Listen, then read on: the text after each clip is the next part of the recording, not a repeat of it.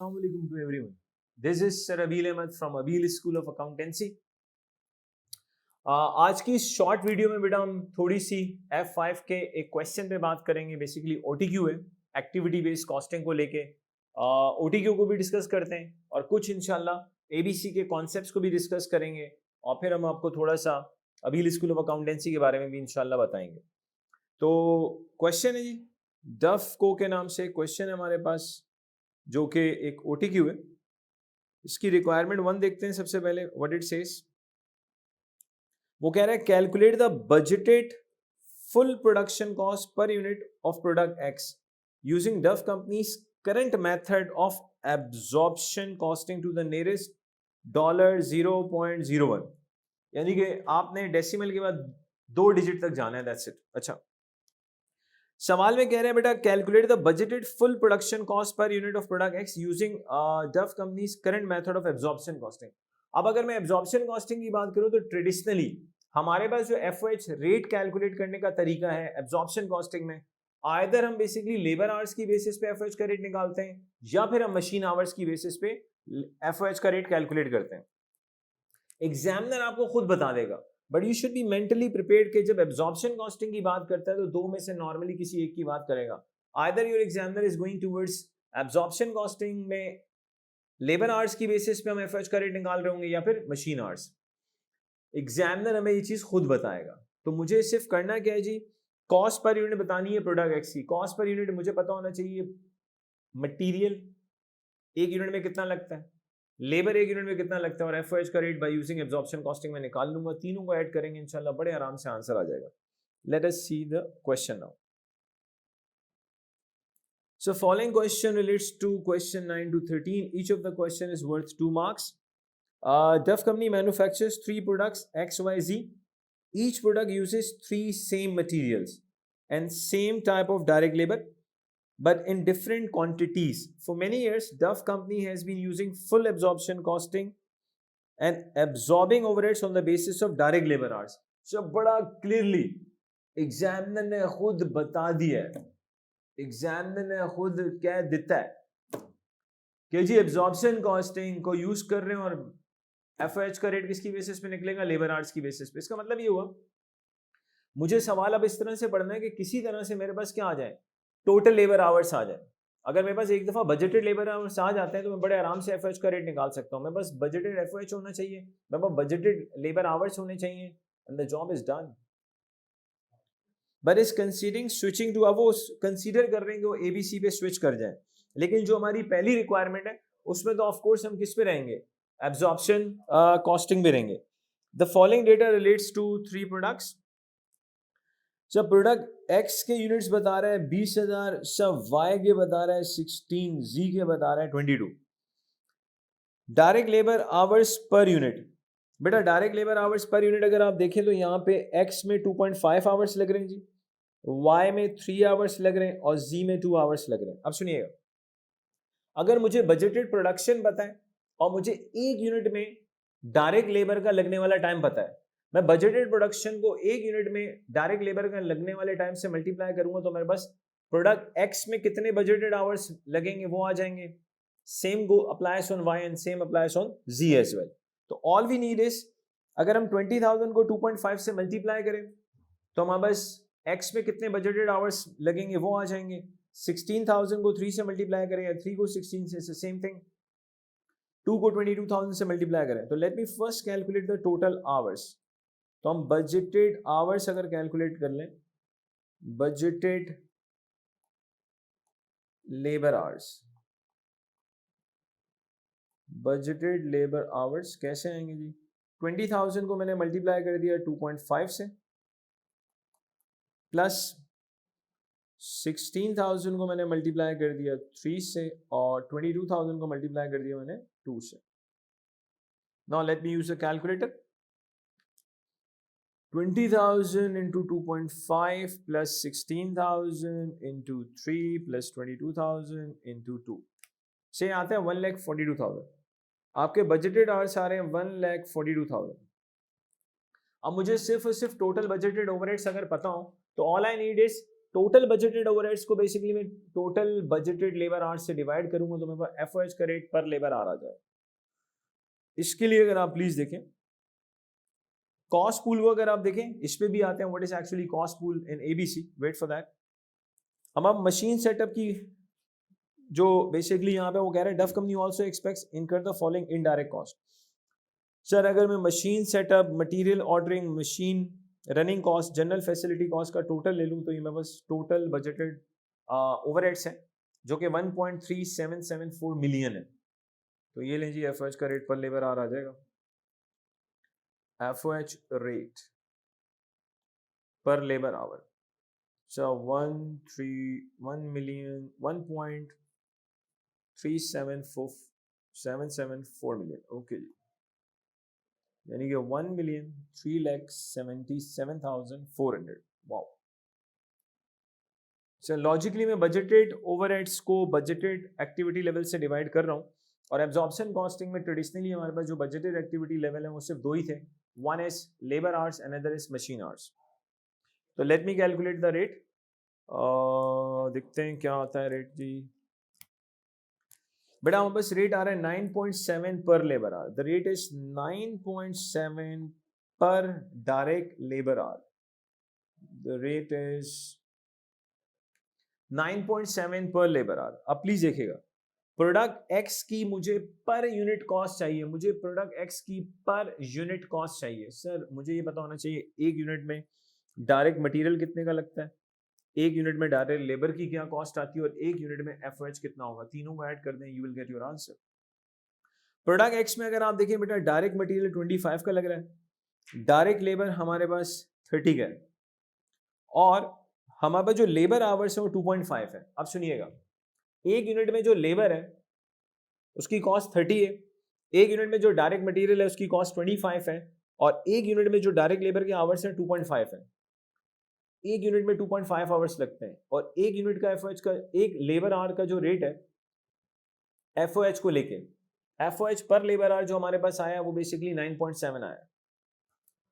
तो 9.7 को अगर मैं 2.5 से मल्टीप्लाई कर दूं तो एफओएच पर यूनिट पता चल जाएगा। ये ले जी, प्रोडक्ट एक्स की कॉस्ट पर यूनिट निकाल लेते हैं। प्रोडक्ट एक्स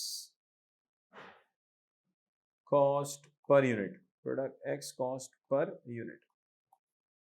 डायरेक्ट मटेरियल ले लेते हैं बेटा, डायरेक्ट मटेरियल कितना दे रखा है इन्होंने 25। Sir direct material per unit is 25, direct labour बेटा direct labour cost per unit is 30, FOH per unit sir FOH का रेट है 9.7 पर लेबर आवर। एफओएच का रेट है 9.7 पर लेबर आवर। एक यूनिट प्रोडक्ट एक्स के बनाने में 2.5 hours लगते हैं।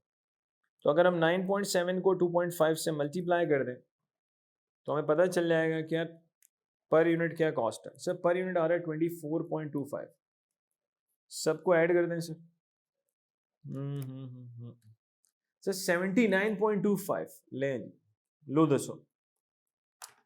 Your answer is under absorption costing एक यूनिट प्रोडक्ट एक्स का जो बनता है उसकी जो कॉस्ट आती है वो $79.25 आती है। इट मींस यहां पे जो आंसर आएगा that is 79.25। That's just great. चलो थोड़ा पानी वानी भी पी लेते हैं, क्या ख्याल है? There is no harm at all. अच्छा, आपके ध्यान में ये नहीं आना चाहिए अल्लाह माफ करेगे सर रमजान है आप पानी पी रहे हैं। अबे जब रिकॉर्डिंग जब हो रही है तब रमजान थोड़ी है। क्लियर कर दिया ना यार, कंफ्यूजन नहीं होनी चाहिए। Question 10, calculate total material ordering cost of product Y to the nearest dollar. पहले सवाल समझ में आना चाहिए। Calculate the total material ordering cost of product Y to the nearest dollar. मुझे basically total material ordering cost चाहिए किसकी? Product Y की।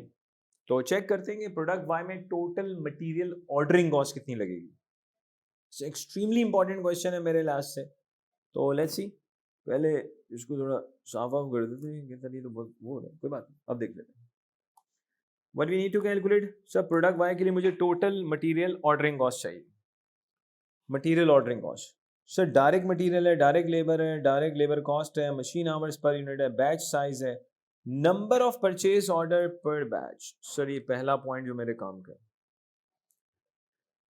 मुझे नजर आ रहा है, number of purchase order per batch. देखिए my examiner has asked me to calculate the total material ordering cost of product Y. Sir जी क्या मांग रहे हैं? Total material ordering cost of product Y.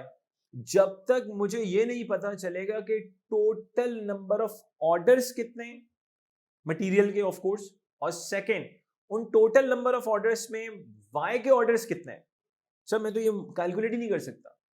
Repeat, I need to calculate total material ordering cost of product Y. Sir लेकिन उसके लिए पहले मुझे क्या इनपुट्स चाहिए?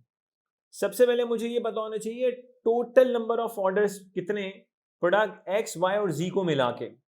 फिर मुझे ये पता होना चाहिए कि वाई के ऑर्डर्स कितने हैं। अगर मुझे टोटल नंबर ऑफ ऑर्डर्स पता हो, मुझे प्रोडक्ट वाई के ऑर्डर्स पता हो, यकीन माने ये दो वैल्यूज अगर आपके पास हैं दो, तो आपके लिए पीस ऑफ केक होगा सवाल। लेकिन उसके पहले आपको क्या चाहिए? टोटल नंबर ऑफ ऑर्डर्स चाहिए। कैलकुलेट कर लेते हैं, बहुत आसान है। सर आप देखें बैच साइज भी बहुत काम आएगा। I have been given batch size, I have been given number of purchase order per batch. अब यकीन माने अगर मुझे हर प्रोडक्ट के नंबर ऑफ बैचेस पता चल जाए, हर प्रोडक्ट के क्या पता चल जाए? Number of batches. All I need is उन नंबर ऑफ बैचेस को मुझे सिर्फ मल्टीप्लाई करना है परचेज ऑर्डर पर बैच से, तो मेरे पास total number of purchase orders आ जाएंगे। Repeat, I have been given batch size, मेरे पास बजटेड यूनिट्स भी गिवन है। आप बजटेड यूनिट्स को बैच साइज से डिवाइड करेंगे तो आपके पास नंबर ऑफ बैचेस आ जाएंगे। रिपीट कर रहा हूं, आप बजटेड यूनिट्स को बैच साइज से डिवाइड करेंगे, आपके पास नंबर ऑफ बैचेस आ जाएंगे। आप प्रोडक्ट एक्स के बजटेड यूनिट्स लें, उसको बेटा डिवाइड कर दें किससे? बैच के साइज से, तो आपके पास प्रोडक्ट एक्स के नंबर ऑफ बैचेस आ जाएंगे। Same applies on Y, same applies on G. जब आपके पास हर एक के नंबर ऑफ बैचेस आ जाएंगे तो उसके बाद आपको सिर्फ एक काम करना है, पर बैच में कितने ऑर्डर होंगे उससे मल्टीप्लाई कर दें, तो आपके पास टोट और सब प्रोडक्ट एक्स वाई जी सबको ऐड करेंगे तो हमारे पास क्या आ जाएगा? Total number of batches, total number of orders आ जाएंगे। जैसे ही टोटल नंबर ऑफ ऑर्डर्स हमारे पास आएंगे द जॉब इज डन। मिसाल के तौर पर आप प्रोडक्ट एक्स को देखें, 20,000 यूनिट्स हैं, बैच का साइज है 500। 20,000 यूनिट्स हैं, बैच का साइज है 500। सर अगर मैं 20,000 यूनिट्स को यहां ले लेते हैं, 20,000 यूनिट्स को 500 से डिवाइड कर दूं तो मेरे नंबर ऑफ बैचेस कितने आएंगे? अगर मैं 20,000 यूनिट्स को 500 से डिवाइड कर दूं, आई विल डेफिनेटली गेट 40। तो देख लेते हैं जी 40 आ भी रहेगी नहीं। ओए तो हमारा कैलकुलेटर भी कभी कभी जवाब दे देता है भाई। तो आपको पता है जब कैलकुलेटर जवाब दे देता है तो कुछ देसी तरीके करना होता है। 40 आ गई, नंबर ऑफ बैचेस आ रहे हैं 40। सो वाई की अगर हम बात करें, वाई में है 16,000।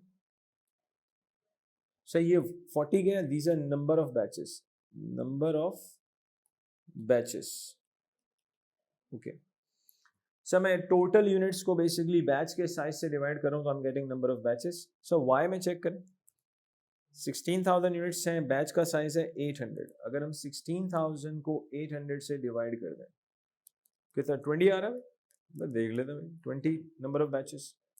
जी की बात कर लेते हैं। सर जी में 22,000 यूनिट्स हैं और बैच का साइज है 400। तो मैं 22,000 को अगर 400 से डिवाइड कर दूं, अगर मैं 22,000 को 400 से डिवाइड कर दूं तो नंबर ऑफ बैचेस आते हैं 55। नंबर ऑफ बैचेस आ गए। अब इसको मल्टीप्लाई कर दें number of purchase order per batch से। So number of purchase order per batch given है, number of purchase order per batch. So x में 4 है, वाई में 5 है, जी में 4 है। 4 5 4 4 5 4। मैं रिपीट कर रहा हूँ सर, हमारे पास x के नंबर ऑफ बैचेस 40 हैं, हमारे पास y के नंबर ऑफ बैचेस 20 हैं, z के नंबर ऑफ बैचेस 55 है।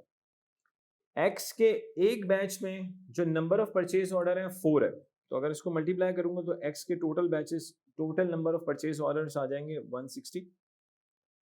सो वाई के आ जाएंगे 100। अगर मैं 55 को 5 से मल्टीप्लाई करूं तो आई विल गेट 200 एंड कितना 20। यस, हम 55 को 4 से मल्टीप्लाई करके 220 कैसे लेंगे? फॉर एग्जांपल मुझे 55 को अगर 4 से मल्टीप्लाई नहीं करना आता तो मैं एक काम कर सकता हूँ, मैं 50 को 4 से मल्टीप्लाई करूँ, आई विल गेट 200।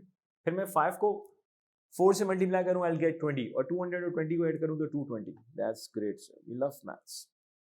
तो सर आपके पास जो total number of purchase orders आ रहे हैं, एक्स के 160, वाई में 100 और जी में 220, सबको ऐड कर दें sir. 160 plus 100 plus 220, I'll get 480. Total number of purchase orders 480 हैं, total number of purchase orders 480 हैं, और उन total number of orders purchase order में से 100 वाई से बिलोंग करते हैं। अब अगर मुझे सिर्फ एक चीज पता लग जाए ना, क्या टोटल परचेज ऑर्डर्स की कॉस्ट कितनी है, अगर मुझे सिर्फ टोटल परचेज ऑर्डर की कॉस्ट पता चल जाए, तो टोटल परचेज ऑर्डर की कॉस्ट को मैं 100 से मल्टीप्लाई कर दूंगा, 480 से डिवाइड कर दूंगा, तो मुझे ये पता चल जाएगा कि प्रोडक्ट वाई से रिलेटेड कितनी मुझे मटेरियल ऑर्डरिंग कॉस्ट बेयर करनी है। तो पढ़ते हैं ये सवाल, मटेरियल ऑर्डरिंग कॉस्ट कितनी है। तो सर आपके पास जो मटेरियल ऑर्डरिंग कॉस्ट है वो है 3,16,000।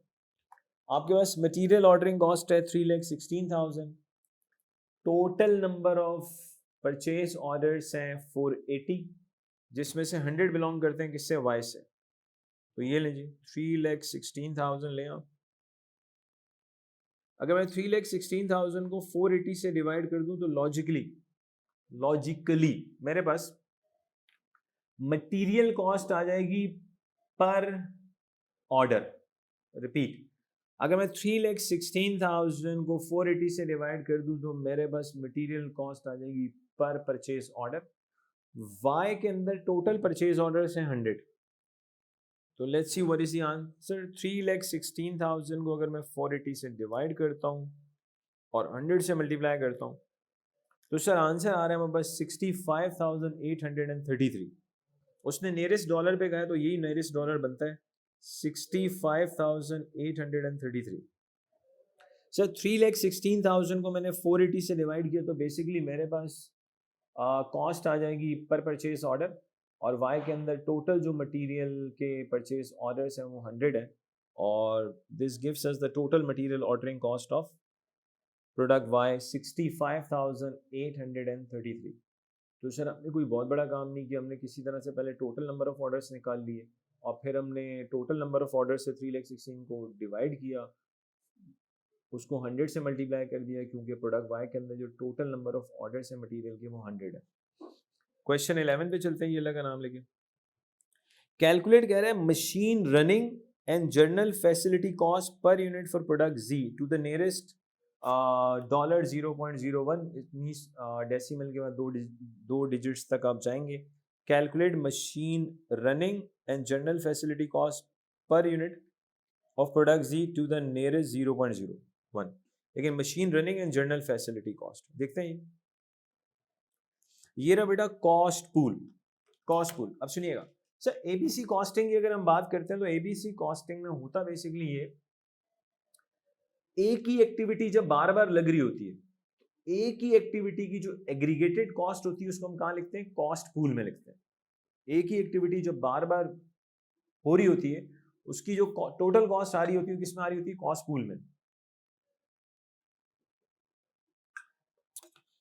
अब कॉस्ट पूल एग्जामिनर ने हमें दे रखा है खुद प्लीज देखिएगा बेटा, कॉस्ट पूल के अंदर machine running cost, journal facility cost ये रही 4,20,000। जस्ट अ मिनट, हमारे पास जो सब मशीन रनिंग कॉस्ट है वो है 4,20,000 और जनरल फैसिलिटी की कॉस्ट है 3,61,400। अच्छा, दोनों के लिए जो उसने हमें एक्टिविटी दी है नंबर ऑफ मशीन आवर्स। अच्छा, इसका मतलब पता है क्या? ये जो मशीन रनिंग कॉस्ट है जनरल फैसिलिटी कॉस्ट है, दोनों के लिए जो बेसिकली उसने हमें एक्टिविटी दे रखी है वो तो मशीन आवर्स दी है। आप एक काम कर लो भाई, किसी तरह से बजटेड मशीन आवर्स निकाल लो, 4,20,000 में ऐड कर दो 3,61,400, उसको आप मशीन आवर्स से डिवाइड कर दो, तो उससे होगा क्या, आपके पास per machine our machine running and general facility की कॉस्ट आ जाएगी। रिपीट, अब उसको करेंगे क्या, उसने हमसे मांगा है कौन से प्रोडक्ट के लिए, प्रोडक्ट जी के लिए। तो बेटा आप मुझे एक चीज बताएं, अगर आपके पास per machine our machine running cost और जनरल फैसिलिटी की कॉस्ट पर मशीन आवर है, तो आपको ये पता होना चाहिए ना प्रोडक्ट जी के अंदर मशीन के कितने घंटे लगते हैं, उससे मल्टीप्लाई कर दें, you will get your answer. सबसे पहले क्या निकालना है, वो बजटेड मशीन आवर्स। कैसे निकलेंगे, आइएगा देखते हैं। Sir machine hours per unit given है 1.5, 1.25 एंड 1.4। सुनिएगा, अगर मैं 20,000 को 1.5 से मल्टीप्लाई कर दूं तो मेरे पास प्रोडक्ट एक्स के बजटेड मशीन आवर्स आ जाएंगे। 1.25 को 16,000 से या 16 को 1.25 से मल्टीप्लाई कर दूं तो मेरे पास प्रोडक्ट वाई के बजटेड मशीन आवर्स आ जाएंगे। 1.4 को अगर मैं 22,000 से मल्टीप्लाई कर दूं तो प्रोडक्ट जी में मेरे पास क्या आ जाएंगे, बजटेड मशीन आवर्स आ जाएंगे। सबको ऐड कर लेंगे तो टोटल बजटेड मशीन आवर्स आ जाएंगे तीनों प्रोडक्ट्स का। तो let us first calculate machine hours. तो सर 20,000 इंटू 1, या ऊपर ही ले लेते हैं। सर मैं 20,000 को मल्टीप्लाई कर रहा हूँ 1.5 से, तो यहाँ मशीन आवर्स लग रहे हैं 30,000। 16,000 को मल्टीप्लाई कर रहा हूँ 1.25 से, यहाँ मशीन आवर्स लग रहे हैं 20,000। 22,000 को मैं मल्टीप्लाई कर रहा हूँ 1.4 से, यहाँ मशीन आवर्स लग रहे हैं 30,800। मैं रिपीट कर रहा हूँ, how did I calculate these values. 1.4 multiply by 20,000, क्योंकि एक यूनिट में प्रोडक्ट एक्स में मशीन के 1.5 आवर्स लगते हैं। प्रोडक्ट वाई की बात करें तो एक यूनिट में 1.25 आवर्स लगते हैं, इसलिए मैंने 1.25 को 16 से मल्टीप्लाई कर दिया। प्रोडक्ट जी की अगर बात करें तो एक यूनिट में 1.4 आवर्स लगते हैं, तो मैंने 1.4 को 22,000 से मल्टीप्लाई कर दिया। सर तीनों को ऐड करते हैं, ये हो जाएगा 30,000 प्लस 20 becomes 50 and then 30, 80,800। तो आपके पास जो बजटेड मशीन आवर्स आ रहे हैं वो 80,800 आ रहे हैं। अच्छा जी, यहां देखिएगा, अब मशीन रनिंग कॉस्ट और जनरल फैसिलिटी कॉस्ट को अगर मैं ऐड कर लूं इन दोनों को, तो मेरे पास इन दोनों को अगर मैं ऐड करूं, उसको 80,800 से डिवाइड कर दूं, तो मेरे पास machine running and general facility की कॉस्ट पर मशीन आवर आ जाएगी। तो पहले इसको देख लेते हैं, 4,20,000 प्लस 3,61,400, इन दोनों को ऐड करें तो ये हमारे पास आता है 7,81,400। इसको डिवाइड कर दें 80,800 से। अगर मैं इसको 80,800 से डिवाइड करता हूं तो ये बेटा मेरे पास आता है 9.67 per machine our. 9.67 per machine our, this is 9.67 per machine our. बेटा ये जो 9.67 पर मशीन आ रहा है, what it is basically machine running cost and general facility cost. 9.67 per machine hour आ रही है मेरे पास per machine hour general facility and machine running cost आ रही है 9.67 पर मशीन आवर। आप प्रोडक्ट जी में देखें, एक यूनिट में कितने आवर्स लगते हैं मशीन के, 1.4, और उसने हमसे जी के बारे में आई होप के मांगा जी। तो ये लेंगे 9.67 को अगर मैं 1.4 से मल्टीप्लाई कर दूं, let's see what we will get. 9.67 into 1.4, so ये आता है हमारे पास, अच्छा हमारे पास आ रहा है 13.538। ये जो 13.538 है, उसने नियरेस्ट पे कहा है तो मैं इसको लिखूंगा 13.54। Your answer must be 13.54। That's great. Next question, ये calculate budgeted full production cost per unit of product X. लो दसो, पहले भी एक्स आया था, दोबारा एक्स आ गया यूजिंग एबीसी। क्या बात है, अब सुनिएगा। एक्चुअली लोग ये कहते हैं कि यार जब एब्जॉर्प्शन थी तो एबीसी की जरूरत क्यों पड़ी। इशू छोटा सा बेटा ये, जिस जमाने में एब्जॉर्प्शन थी तब काम बड़ा सीधा था सर, मैनुअल काम होता था, एनवायरनमेंट या तो लेबर इंसेंटिव्स थी या मशीन इंसेंटिव्स थी, ठीक है। उस जमाने में ना एब्जॉर्प्शन समझ में आती थी सर, आज के एरा में एब्जॉर्प्शन समझ में नहीं आती। हाँ, आपका जो बजटेड ओवरहेड्स हैं, चाहे वो एब्जॉर्प्शन कॉस्टिंग हो या एबीसी कॉस्टिंग हो, वो तो सेम है। सवाल है के अंदर अगर बजटेड ओवरहेड सेम है then what is the difference? Difference है एलोकेशन का। एब्जॉर्प्शन पे सबसे बड़ा ऑब्जेक्शन ये कि एब्जॉर्प्शन कॉस्टिंग में अनफेयर एलोकेशन होती है और एबीसी में ओवरहेड्स की फेयर एलोकेशन होती है। ये बहुत बड़ा डिफरेंस है। तो बेसिकली अगर मैं एब्जॉर्प्शन की बात करूं तो उस पे ऑब्जेक्शन ये है कि जी आपके यहाँ एब्जॉर्प्शन की जब बात करेंगे तो अनफेयर एलोकेशन। क्यों सर? एब्जॉर्प्शन के पास तो बजटेड एक्टिविटी लेवल ही नहीं है दो के अलावा। एब्जॉर्प्शन वाला या तो बजटेड लेबर आवर्स पे काम करेगा या बजटेड मशीन आवर्स पे काम करेगा। एबीसी कहते हैं हम आपको देंगे लेवल ऑफ, जितनी आप एबीसी कहते हैं हम आपको देंगे कितनी एक्टिविटीज चाहिए, क्योंकि एबीसी ये कहता है कि जो भी कॉस्ट इनकर्ड होती है उसकी कोई ना कोई रीजन होती है, जिसके लिए एबीसी एक टर्म इस्तेमाल करता है कॉस्ट ड्राइवर। कॉस्ट ड्राइवर यानी कि कॉस्ट ड्राइवर को आप यूं भी कह सकते हैं रीजन टू इनकर्ड कॉस्ट, आप इसको यूं भी कह सकते हैं कॉज टू इनकर्ड कॉस्ट। तो सर एबीसी लॉजिकली चलता है ना, एबीसी कहता है जो भी पैसा लग रहा है, जो भी कॉस्ट लग रही है उसकी कोई रीजन है। आप उन रीजंस को आइडेंटिफाई करें, उन रीजंस की बेसिस पे आप ओवरहेड्स को क्या करें? एलोकेट करें। That makes more sense.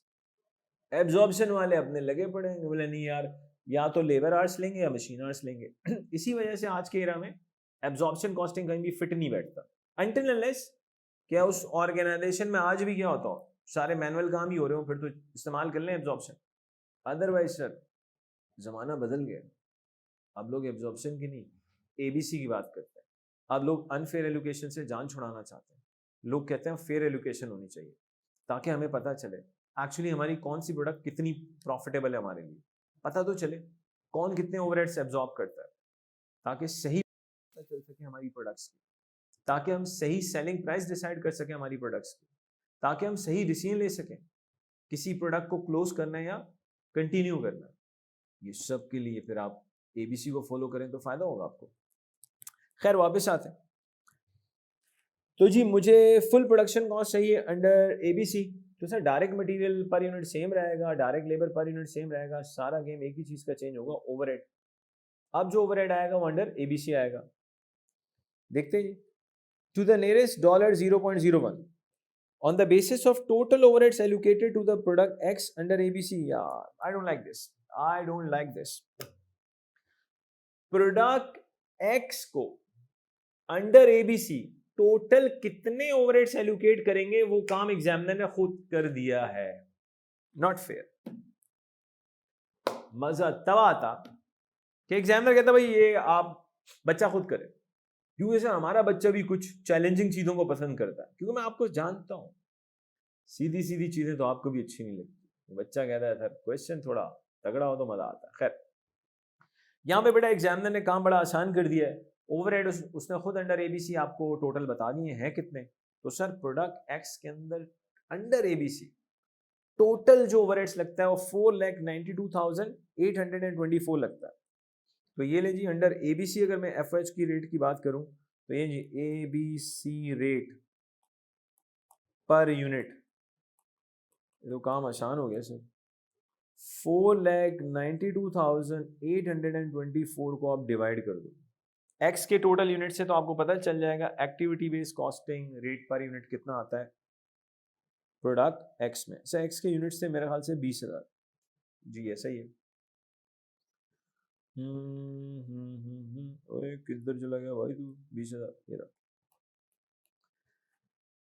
तो अगर हम 4,92,824 को डिवाइड कर दें 20,000 से ये आ रहा है बेटा 24.64 कर लेते हैं। This is 24.64। प्रोडक्ट एक्स में डायरेक्ट मटेरियल मेरे ख्याल से 25 का लग रहा था अगर आप चेक करें, यस, और लेबर वाज 30। ये ले sir direct material per unit is 25, direct labour per unit is 30। सबको ऐड कर लें सर। 25 प्लस 30 प्लस 24.64 सर ये आ रहा है 79.64। तो दिस इज 79.64, 79.64। तो सर क्वेश्चन नंबर 12 में आंसर आ रहा है 79.64। Question number 13 in the last question, देखते हैं क्या कहता है। Which two of the following statements about ABC are correct? चार में से कौन से दो सही हैं? अब दो में से एक बात आपको पता होनी चाहिए। अगर आपको चार में से कौन से दो सही है नहीं पता, कोई मसला नहीं, आपको चार में से कौन से दो गलत है वो पता होना चाहिए। क्या बात है सर, अबे बात तो सही है ना। देखो भाई, या तो चार में से कौन से दो सही है वो पता हो, वो नहीं पता, चार में से कौन से दो गलत है वो बताओ, आंसर तो आ जाएगा। पहला देखते हैं जी, ABC is only useful for production overheads, incorrect, this is incorrect। सवाल ये क्यों इनकरेक्ट है? ABC, वो कह रहा है जी ABC is only useful for production overheads। No sir, ABC non production overhead पे भी अप्लाई होता है। ये क्यों गलत है? बच्चा कहता है ये क्यों गलत है, ये क्यों गलत है, क्यों गलत है? अबे इसलिए गलत है कि ABC सिर्फ प्रोडक्शन पे ना लगे, ये तो नॉन प्रोडक्शन पे भी लगे, इसलिए पहला पॉइंट ना गलत है। सही बोलते हैं लोग। ABC is most useful when overheads are related to volume। No sir, no। ABC तो फिर लीस्ट यूजफुल हो जाएगा अगर आपका ओवरहेड वॉल्यूम से रिलेट कर रहा है। ओ मेरे भाई, अगर वॉल्यूम से रिलेट कर रहा है फिर तो ABC की यूटिलिटी बहुत ही कम हो जाएगी, क्योंकि अगर वॉल्यूम से रिलेट करता है वो तो फिर एब्जॉर्प्शन वाले इसको फॉलो करते थे कि जहां लेबर के आवर्स फॉर एग्जांपल ज्यादा लग रहे हैं उसको ज्यादा ओवरहेड्स एलोकेट कर दो, या एब्जॉर्प्शन वाले अगर मशीन आवर्स पे काम कर रहे हैं जहां मशीन के आवर्स ज्यादा लगते हैं उस प्रोडक्ट को क्या करें, आप ज्यादा ओवरहेड्स एलोकेट कर दें। तो अगर वॉल्यूम की बेसिस पे ही एबीसी ने सबसे ज्यादा यूजफुल होना है तो वो तो एब्जॉर्प्शन भी ही करता था। तो पॉइंट नंबर 2 गलत है। पॉइंट नंबर 2 तो आप एब्जॉर्प्शन के लिए कहते हैं, तो 1 भी गलत है, 2 भी गलत है, तो समझ लो बाकी दोनों तो फिर सही होंगे ना। क्या बात है। ABC is an absorption costing method, yes, लेकिन इसमें एलोकेशन कौन सी है? Fair. ABC must be based on activities that are measurable in quantitative terms, yes। so qualitative पे तो काम ही नहीं होगा। तो ABC की जब हम बात करते हैं तो एक्टिविटीज क्या होनी चाहिए? मेजरेबल होनी चाहिए। लाइक सेटअप की कॉस्ट को जब मुझे एलोकेट करना है तो मुझे ये पता होना चाहिए टोटल नंबर ऑफ सेटअप्स कितने, तभी तो पता चलेगा ना पर सेटअप की कॉस्ट कितनी है। जब मुझे पर सेटअप की कॉस्ट पता चल जाएगी तो प्रोडक्ट एक्स में फॉर एग्जांपल कितने सेटअप लगते हैं उससे मल्टीप्लाई करूंगा तो पता चल जाएगा सेटअप की कॉस्ट एक्स को मुझे कितनी एलोकेट करनी है। अगर मुझे total number of material orders पता हो, मैं मटेरियल की ऑर्डरिंग कॉस्ट को total number of material order से डिवाइड करूं, मेरे पास पर ऑर्डर की कॉस्ट आ जाएगी। अब एक XYZ प्रोडक्ट में, किसी भी प्रोडक्ट में कितने ऑर्डर्स लगते हैं उससे मल्टीप्लाई कर दें। तो हमें अब थोड़ा सा आइडिया होना चाहिए ABC को लेके। अब एक दो चीजें और सर, अगर मैं एक दो बातें F5 की बात करूं, F5 का इंटायर सिलेबस ऑनलाइन अवेलेबल है अबील स्कूल ऑफ अकाउंटेंसी में, अल्हम्दुलिल्लाह मैं खुद पढ़ा रहा हूं, जिसमें बेटा ईच एंड एवरीथिंग कवर्ड है, हर चीज, लॉन्ग क्वेश्चन से लेके शॉर्ट क्वेश्चंस तक, MCQs, OTQs, सेक्शन सी के क्वेश्चंस, एक्सेल की practice, each and everything is available. Sir जहां कोई भी टॉपिक जो मैं अल्हम्दुलिल्लाह पढ़ाया है मैंने आज तक, किसी भी पेपर में बेटा मैं जो भी टॉपिक पढ़ाता हूँ ये भी बता दूं, मैं बिल्कुल जीरो से बच्चे को लेकर जाता हूँ एंड आई अज्यूम के सामने वाले को कुछ नहीं आता। ठीक है जी। तो अगर आप हमें ज्वाइन करते हैं अबील स्कूल ऑफ अकाउंटेंसी को ऑनलाइन क्लासेस के लिए ज्वाइन करते हैं तो याद रखिएगा इंशाल्लाह you will be in safe hands इंशाल्लाह। अब आप कह सकते हैं सर आपके हैंड्स ही इतने बड़े नहीं है, भाई दिल तो बड़ा है ना, टेंशन क्या है। अच्छा यार, मैं कौन से पेपर्स पढ़ाता हूँ उस पर अगर मैं थोड़ी सी बात करूँ तो अल्हम्दुलिल्लाह आई टीच F5 में अल्हम्दुलिल्लाह मेरे पास पाकिस्तान में पोजीशन अवेलेबल है। I teach F6 business taxation जिसमें अल्हम्दुलिल्लाह मेरे पास पाकिस्तान में पोजीशन अवेलेबल है। इसके अलावा F7 अल्हम्दुलिल्लाह पाकिस्तान में पोजीशन अवेलेबल है financial reporting. I teach F9 as well. F9 में अल्हम्दुलिल्लाह मेरे पास पाकिस्तान के अलावा वर्ल्ड पोजीशन भी अल्हम्दुलिल्लाह आ चुकी है मेरे पास। If I go to previous P2, sir P2 में मेरे पास कंसेक्टिव पोजीशंस थी, SBR में अल्हम्दुलिल्लाह पोजीशन अवेलेबल है। If I talk about P4 में sir number of Pakistan and including world wide position अल्हम्दुलिल्लाह अवेलेबल है P4 के अंदर।